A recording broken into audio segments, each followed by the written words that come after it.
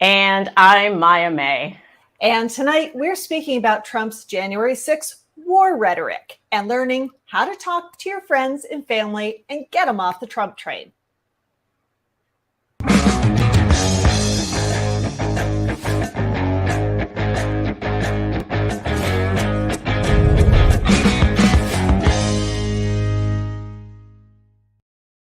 Stop that train. They gotta get off. It's careening towards a mountain. And this is maybe might be the last chance to get your friends off the Trump train. So today we're going to give you techniques you can use to help your Trump supporting friends realize they've been duped.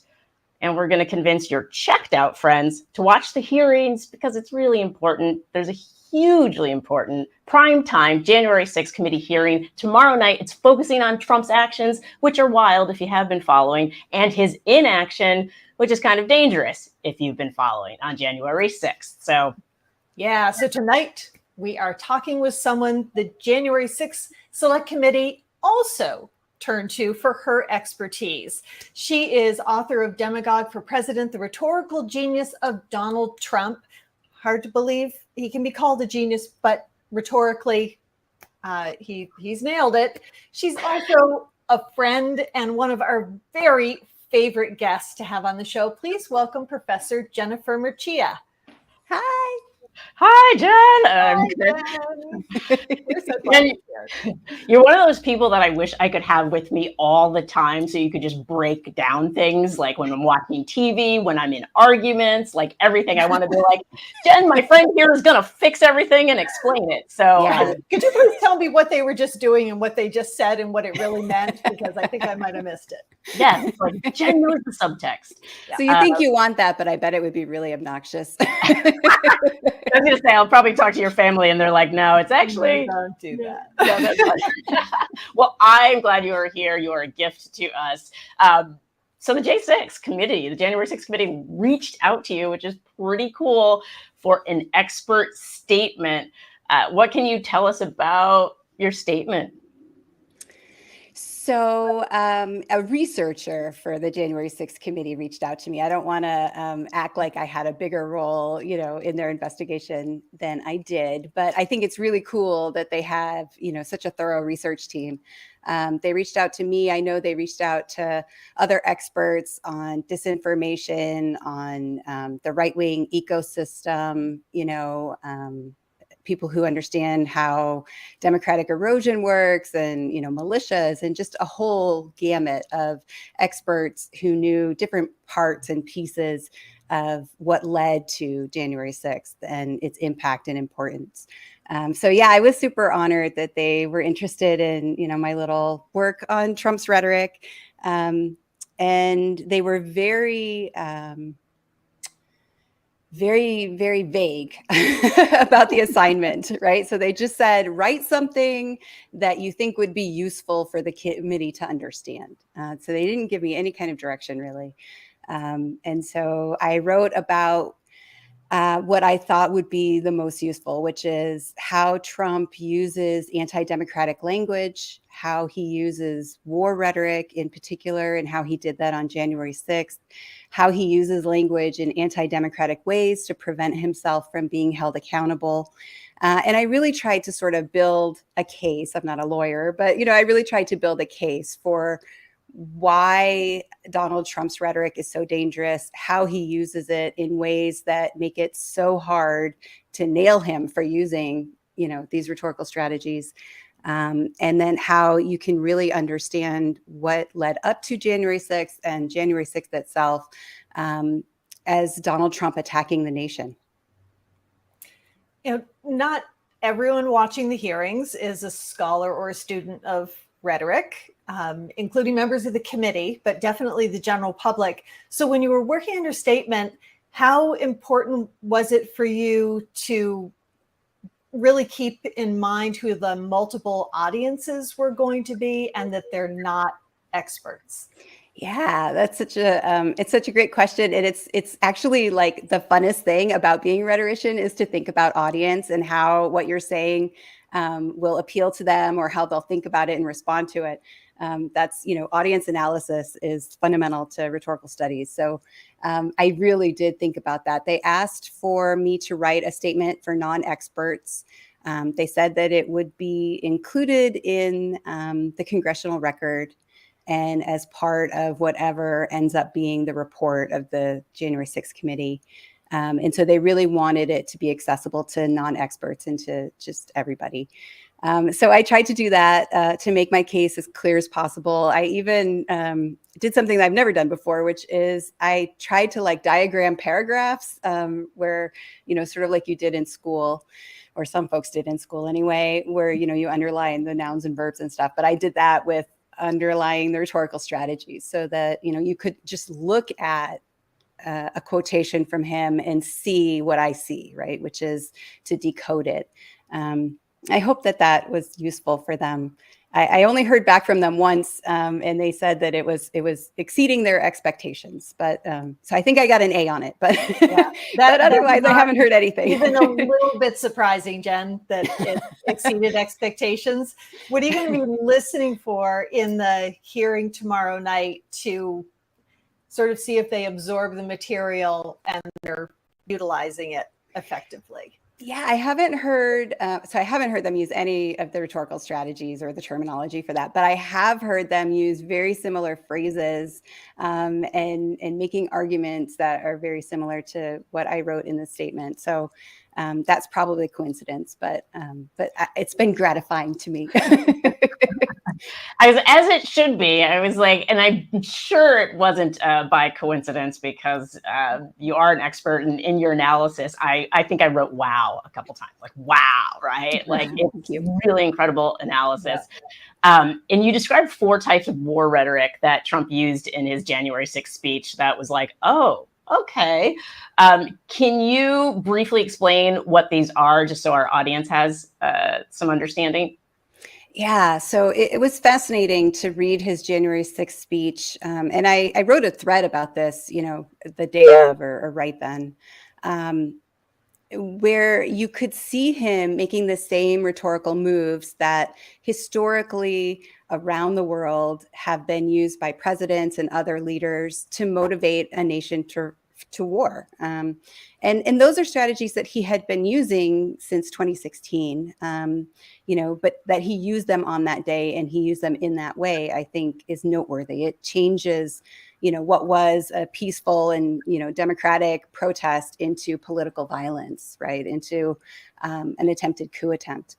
So, yeah, so he used ad baculum, which we've talked about before, threats of force or intimidation. He used the language of sacrifice, right? So he said that that something has been stolen from you, right? That the only way to get it back is for you to fight. So essentially giving permission to his audience members to fight. He used reification, so treating people as objects. Of course, he used conspiracy theory. The whole thing had been, up to that point, conspiracy. And so all of those things are a recipe for warfare, right? It gives people the permission, this is the president of the United States telling his supporters that, you've been denied something that is rightfully yours and that there's no way for you to get it back except for you to go down and fight, right? And then he said, of course, that he was going to lead them himself. And I remember when I heard that on January 6th, I was like, there's no way he's going to do that. I was like, Donald Trump will not, he takes a limo to go across the street. He's not walking down. That guy is not going to do that. But then what we've learned from the January 6th hearings is that he, in fact, did want to go down there. He, of course, was going to take the limo. But he really was. And so, it's almost like the Shakespearean St. Crispin's Day speech, right? We band of brothers, and I'm going to be there for you. And, woe to them unhappy few who aren't us, who are living this day in this glorious moment. It was that kind of speech. And in response, the audience was yelling and cheering, "Fight for Trump, fight for Trump." When they arrived at the Capitol, they were still cheering and chanting, "Fight for Trump, fight for Trump." He used the word fight 19 times in his speech, right? That's so important.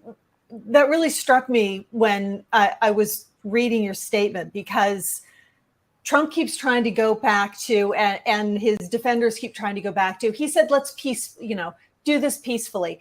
He said it once. He said peacefully once. He said peacefully once. Yeah, and it was. You could have missed that. Somebody could have sneezed and missed the peaceful. Right. And it's, again, the way that he always leaves himself an out so that he has plausible deniability. Mm-hmm. So I really did try to build that case, showing how he used paralipsis. So he says two things at once. He spreads conspiracy even when he knows it's not true. He does all of these things to avoid accountability, leaving himself plausible deniability, like he did in the speech when he used one time the word peacefully and then 19 times the word fight. But now that we know that he knew that everyone was armed, I'm hoping that plausible deniability, it's like this is the problem with people like Trump. It's like they lie so much, they rarely get caught in that lie, but then they use these techniques and we get to see all of the evidence kind of come together. And it's like, now there's the crack in the story. And so I love that you are basically you're part of bringing down Trump is what I'm going to go ahead and say. So we actually, when you talk about the rhetoric of patriotism, we actually broke down Trump's speech a little bit and took some of what you took. And I wanted everybody to see the quote from his speech. He said, "You're the real people. You're the people that built this nation. You're not the people that tore down our nation." Rhetoric of patriotism. And we've all seen his texts and his emails that come through, his fundraising emails, where it's basically like, are you a patriot or are you a Democrat? Like, you can't be both. So can you talk about how on its face, like how this rhetoric of patriotism is actually quite dangerous? Yeah, I mean, so Trump's, patriotism appeal, I think it folds into his traditional ad populum appeal, which I know is another thing that we've talked about on this show. But a demagogue like Trump has no power if they have no supporters, if they have no people. And so, you wonder why Trump is always praising the wisdom of the crowd, praising his people, or talking about crowd size or any of that. It's because that's the leverage he has against other parts of the state, against other members of his party. He's very comfortable in wielding his followers like a cudgel.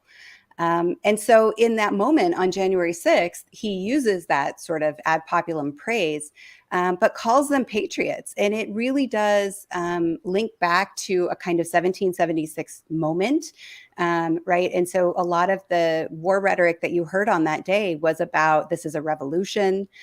This is, 1776. We are, the patriots of the revolution. And so, so Trump constituted them as patriots in that way, calling them to arms, calling them to revolution in defense of him. There's another one of the war rhetoric terms that we wanted to highlight, and that's the exterminationist rhetoric. And the quote that you used as one of the examples in your statement was, "The radical left knows exactly what they're doing.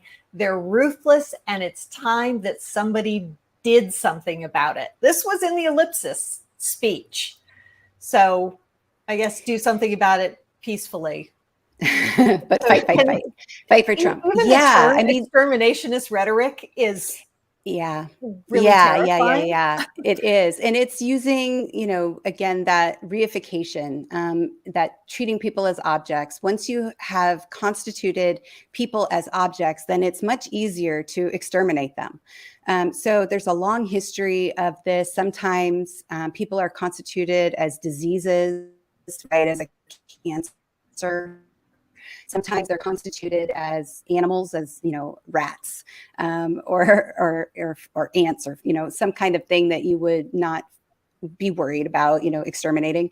And so so when Trump, again using war rhetoric, wanted his followers to feel empowered to attack Congress, to attack Democrats, attack even members of his own party like Mike Pence.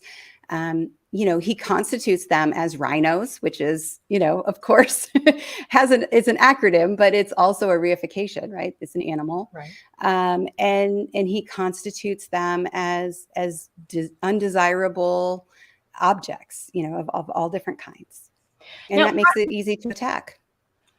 Well, attack fellow Americans, like. Yeah. Prior to Trump, this kind of rhetoric, was it ever really used like this against U.S. citizens, fellow U.S. citizens? I cannot think of another example of a president using war rhetoric against his own nation. Obviously, presidents use war rhetoric, and it's justified to use war rhetoric when you're using it against an aggressor nation, right? There's a reason for why we're going to war, and it's justified, which hasn't always been the case, of course. But there is a legitimate use for war rhetoric. When we talk about a self-coup or an auto golpe, that's what it is. It's using war rhetoric against your own nation. It's so, I guess, painful to think about the way war rhetoric is usually used by a good leader is to bring a nation together, to rally everyone to a singular important cause. And Trump did the opposite. He used it to rip the country apart. And it seems he is incapable of remorse or acknowledging, and he continues to do it. Do you see anything in the language that he continues to use changing, or is he still, as the hearings are going on, he's still trying to amp up his supporters? He's still out there cooing. He's continued to use the war rhetoric. He's continued to use the big lie, the corruption and conspiracy. He hasn't changed at all. And he wants revenge, right? He certainly doesn't want to be held accountable. He is not contrite. He is defiant. And he continues the coup. And it's not just him. I mean, right, there's a whole process. And that's one of the things that I think has been so fascinating about the January 6th committee hearings is all of the different layers and levels of cooing that were happening that led up to what we saw on January 6th. What we saw, is, the militia and the Trump supporters storming the Capitol. What we didn't see were the state level challenges. We didn't see the legal shenanigans that were going on. It seems to me, after looking at the text messages that Mark Meadows received on January 6th, that a lot of people were involved with, the legal coup, right? The dismantling of the Electoral Count Act and, the process of how Mike Pence could send things back to the state. And a lot of people were really fine with that strategy, with that plan. And that it was the violence at the Capitol that, was a bad look. If you look at the text messages that Mark Meadows started to receive once that violence started, it became very clear to a lot of people who had supported the plot that this was not a good look, right? And so they wanted the appearance of legality. They wanted to use the legal system and pervert that in their own way for their coup, but they didn't want it to look violent. And so the violence at the Capitol, in a way, I think, prevented, the actual legal coup from succeeding.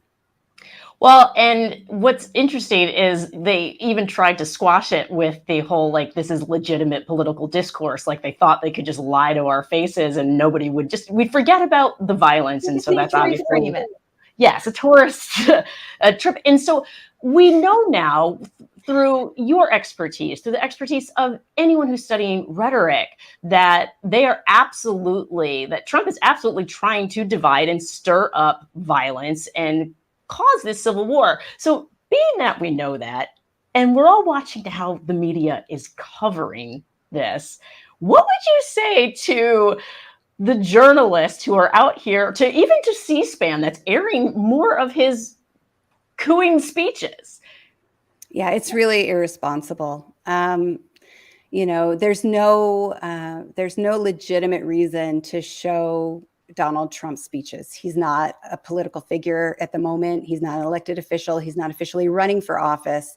The only reason to show them is that, you want attention. C-SPAN, of course, isn't monetized. So it's really befuddling to know why they would be showing his speeches. He does continue to use irresponsible war rhetoric, demagoguery. He certainly is not going to stop doing that. And so there's really no surprise, in what he's saying. And there's not a lot of surprise in what so many of his supporters are continuing to say. What are there rhetorical devices that you're consistently hearing members of the GOP who are trying to excuse his conduct? Are there things that we should be listening for that should kind of like set off those warning bells and help us recognize when there's real manipulation? Yeah, I want to demarcate this here. I'm like, hello, everybody, get out your notebooks. This is very important part of the show. This is where you're going to take notes. This is Rhetoric 101 with Jen Mercieca. You're not going to have the chance to be in her class, so you have the chance to watch the show. So I just wanted to highlight that this part is incredibly important. Well, so I think the biggest thing to understand is just like the fact that there was the legal coup plot versus the militia plot. The legal coup wanted to use the legal system and the language of legality as what rhetoric scholars like me call eulogistic covering. So something is eulogistic, meaning that it is praised or praiseworthy. And so you have heard probably lots of eulogistic covering type language to talk about what is the state level legal coup that is ongoing. And so they use things like election integrity, right? They use things like purifying the vote or purifying the voter rolls, things like that sound as though they are beneficial and good and praiseworthy, but are in fact legal strategies that are being designed to subvert the will of the people. And so I think that's the most important thing. Okay. Yeah, there's some of those like historically cleanse, purify. These are not words in political speech that have a good history. They're I mean, it's really horrifying. We heard, Milosevic, Hitler. This is the language of demagoguery and authoritarianism and fascism. And I think we've got to be so upfront about naming what this stuff is. Absolutely. The purification language goes with the exterminationist language. Right. So there is this vermin, there is this cancer, there is this, this plague, and it needs to be purified. Right. This is our nation. So pay a lot of attention to, Republicans and right wing conservatives really laying claim to the nation as if it's their own property and that it belongs to them and not to all of us. I think that's really an important strategy that is being used. And unfortunately, I think liberals and Democrats are too willing to cede that ground, right? We sort of feel uncomfortable talking about patriotism or talking about, reasons why, laying claim to our pride or whatever in the nation. Mm-hmm. And so I think that that's really something that Democrats should be more vocal about, right? Which is that this is our nation and, collectively, all of us, the policies that we want are the right policies. Mm-hmm. There's nothing wrong with being pro-choice, right? There's nothing wrong with that. But the way that that's been demonized over the past 30 years makes you feel almost, like you need to apologize for it, that it's not American somehow. I'm so glad you pointed that out because there are divides within families. And so this is the opportunity for someone to be in conversation with a friend or family member. And so what you point out as this, it's bringing together language in a way, like creating consensus, saying like including this person and that person. So tutorial time, we're at the dinner table. Somebody is saying like, well, they're just worried about election integrity. And that's all. So that's I'm now playing the Trump supporting father at the table. Like it's just, aren't you worried about election integrity? And they voice these words. What would somebody else at the table who wants to point out that they're being duped by this language? What's something that they could say to that? Yeah. Oh, that's tough. And I imagine myself talking to my dad because he would definitely be on the other side. It's difficult because of the way that conspiracy works. So my first response would be to say we all want election integrity, right? We all want to have a free and fair vote. And there are things that are being done at the state level by the Republican Party, things like gerrymandering, things like limiting, who can vote at what times, making it more difficult for people to vote, that those strategies, in fact, are more effective at, perverting the vote, I might use that word, than anything that the Democratic Party has done. But I know that my dad wouldn't receive that well, right? My dad would be like, "Are you kidding? They're cheaters and liars," and so then you have to take that to the next level and say, okay, well, that's what you've seen on your news channel, and your news channel doesn't tell you the real information. Like I've tried to make this argument before, and I don't know if I've said all this to you, but Occam's razor is the sort of principle that says that the simplest solution is usually the most accurate solutions, usually the right one. And conspiracy is notoriously difficult to debunk, right? You can't, it's a self-sealing narrative, as I've said before. You can't say, no, that didn't happen, because they just say, oh, they don't want to tell you the truth, or, they're hiding that information, or they don't want you to know that. And so Occam's razor is a different approach, which is to say, there were over 60 court cases, and none of them found any reason to believe that the vote had been tampered with. There have been multiple cases, litigating this ever since. Do you really think that a conspiracy that would involve thousands and thousands of local average Americans who are election officials, state level election officials, all the way up through, the companies that own these platforms where you can use for elections, like that you could possibly have that kind of conspiracy with that many people over this long a time, and we wouldn't have that information brought to light? Like, do you think that really the conspiracy is that good that these people, got away with it? Yeah. And that might introduce doubt. It wouldn't necessarily persuade whoever you're speaking to, your family member, my dad, but it might make him think twice, right? Because it does seem a little far-fetched to believe that kind of conspiracy really could possibly happen, and that we wouldn't know about it. But there are so many people who went to extremes because they did believe these conspiracy theories and the big lie. We want to play a quick clip of Stephen Ayers, who testified. He was one of the folks at the January 6th insurrection who went inside the Capitol, ended up being arrested and convicted for his actions that day. And you had a really compassionate tweet about what you saw in his testimony. So we just want to play a little bit of it and have you kind of walk us out of our conversation, giving us some hope about how those who've been kind of deprogrammed can become the deprogrammers.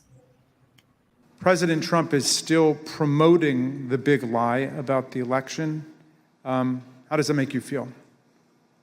It makes me mad, because I was hanging on every word he was saying. Everything he was putting out, I was following it. I mean, if I was doing it, hundreds of thousands or millions of other people are doing it, or maybe even still doing it. It's like he just said about that. You got people still following and doing that. Who knows what the next election could come out? They could end up being down the same path we are right now. I mean, just don't know. Mr. Ayers, I see that your wife has joined you today, and welcome to Washington. We know this has been very difficult on you both and your family. What lessons, finally, do you want the American people to learn from the way you and your family have suffered as a result of these events? Biggest thing is I consider myself a family man, and I love my country. I don't think any one man is bigger than either one of those. I think that's what needs to be taken. You know, people dive into the politics, and for me, I felt like I had, you know, like horse blinders on. I was locked in the whole time. Biggest thing for me is take the blinders off, make sure you step back and see what's going on before it's too late. Well, I want to thank you for your testimony and for appearing, both of you, today. And Mr. Chairman, I yield back to you.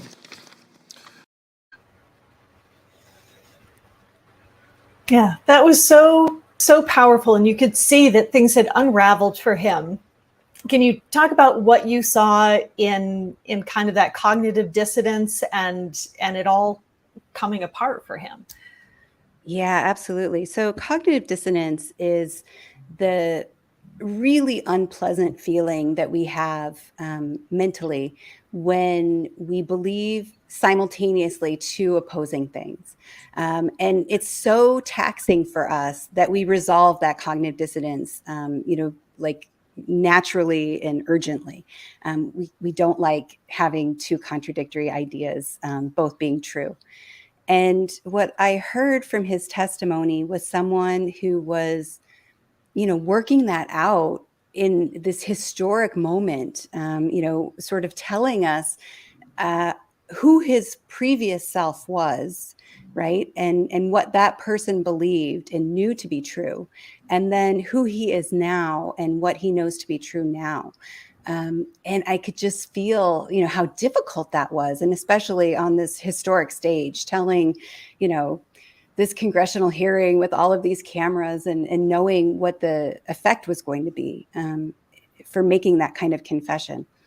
And so, I thought that it was a cognitively brave and emotionally brave thing to do. It was extraordinary testimony, and I've been so proud, really, of all of the people who have stepped forward and testified in front of this committee. I think that they've all been very brave in their own ways.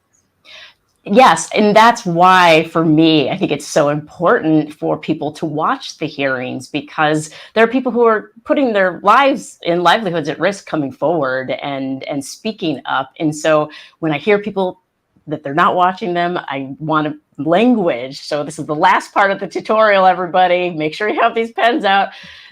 Jen, I'm going to ask you, how do we tell people, how do we convince our friends that it's important to watch the January 6th hearings? Yeah. So one of the things that I tried to do at the beginning of my Trump book is to interrogate the idea, the claim that Trump always made, that he was just a truth teller, right? That he was just telling us the awful truth, that he was really authentic. And I did that by going back to the Athenians and what they understood to be the fearless speaker, the truth teller. And it was someone who you knew they were speaking the truth because they were risking themselves to tell that truth, right? So we sort of call that speaking truth to power today, but the Athenians called it Pharisea. What I have seen from the January 6th committee, from all of the people who have testified, is an inspiring group of truth tellers, people who are speaking truth to power, despite the intimidation that they are experiencing from Trump and all of Trump supporters, despite the consequences to their personal safety, their family safety, their livelihood. That they believe that they have a duty, that they have an obligation to tell what they know, right? To speak their truth, which are all of the different factors of the Phariseestes. And so to me, it's our duty, right, as an audience to listen. And so that's what motivates me, is to think about the risk that these people are taking to tell us what they know, which is how we know it's true, because it is a massive risk. And that we are obligated, it's our duty as citizens, as human beings, to listen. Thank you. Yeah, what a powerful way to wrap up. But we have one more thing before we wrap up.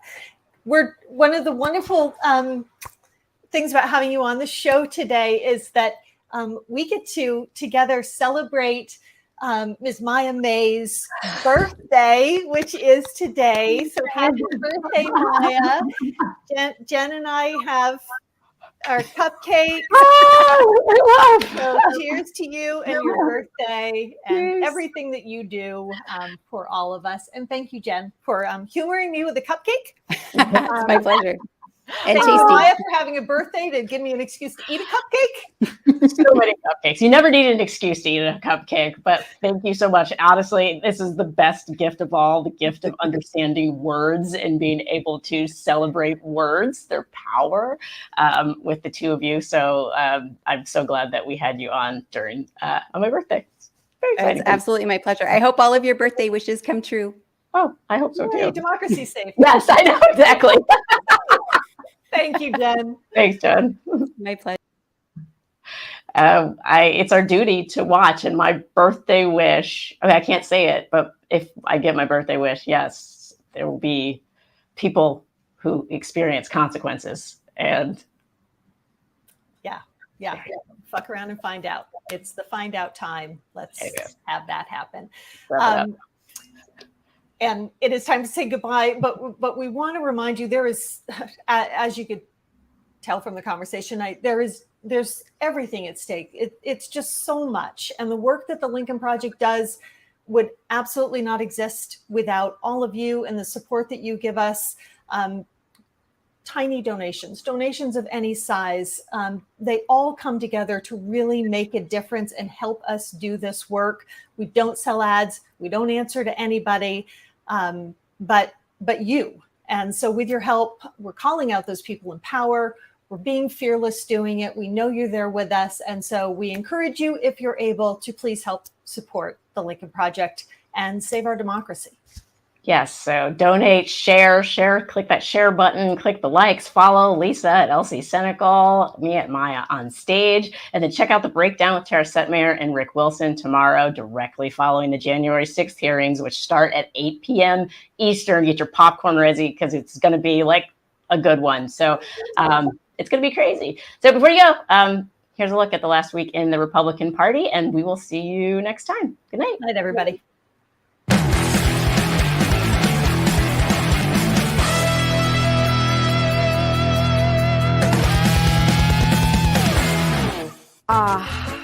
What a glorious day it is. Have you heard the news?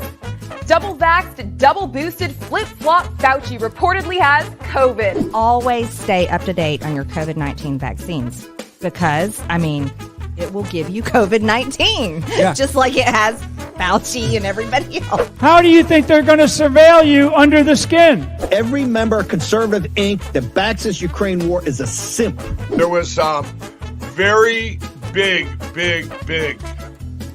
everybody. I only get but hate from the Democrat Party. They want to send me back to Mexico. Pieces of evidence, cyber evidence. One doesn't have to be brilliant to attempt a coup. I disagree with that as somebody who has helped plan coup d'etat. Not here, but, other places. From the 2020 election that we didn't even know before that now we have. Offshore drilling isn't just safe, it's actually good for the environment. There was testimony that was so blurry that I was having vision issues. How is it that we classify bacteria on Mars as life, but not a beating heart in the womb? Then there was this testimony with such bad audio that they needed scrolls on the bottom. We have got to grab hold of the children in this country. We've got to corral them, get them in a headlock and drag them off into what my mom used to call forced family fun. It's not enough to say we're against trannies. You got to be against women's rights, too. So much for this myth of separation of church and state. It's not enough to be against blue-haired feminism. You got to be against women getting educated. I'm going to remind people right now that the largest standing army in the world are American gun owners. We've got over 1 trillion rounds of ammo out there. I'm like Rosa Parks with a Glock. This is Congressman Ronnie Jackson from the great state of Texas. On behalf of all the law-abiding, gun owners in the state of Texas, I just want to say, come and get it. I put it another way, you're a bunch of pussies.